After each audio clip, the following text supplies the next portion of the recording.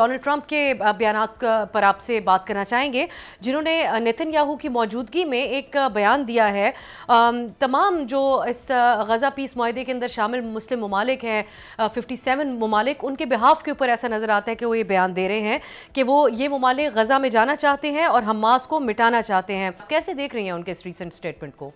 अबसा ये तो हवाई फायर है, यानी कि ऐसी कोई चीज़ है ही नहीं, हकीकत ही नहीं है ये कि सदर ट्रंप ने जो कहा है बल्कि उनका जो पीस प्लान है, अमन का जो प्लान है, वो तो इस वक्त बहुत ही चैलेंजेस का सामना कर रहा है। तो अभी तो लग रहा है कि पीस प्लान तो फॉल्टर कर रहा है। तो उसको ये कहना सदर ट्रंप का कि सारे मुसलमान मुल्क तैयार हैं मिटाने के लिए हमास, बल्कि उल्टी बात है कि इस वक्त ने कहा भी था कि वो अपनी फ़ौजें भेजने को तैयार हैं सीज़ फायर को ऑब्ज़र्व करने के लिए, उसको मॉनिटर करने के लिए और वहाँ पर स्टेबलाइजेशन फ़ोर्स का हिस्सा बनने के लिए। वो सब पीछे हट गए हैं। और क्यों हटे हैं?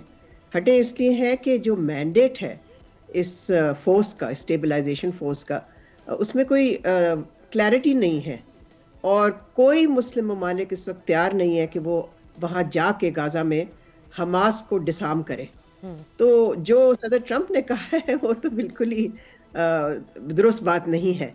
हाँ, ये हो सकता है कि कई अरब ममालिक चाहते हों कि हमास जो है वो कमज़ोर हो, लेकिन इस वक्त कोई तैयार नहीं है कि फ़ौजें अपनी भेजे अपने अवाम के सामने और वो जाके डिसआर्म करें।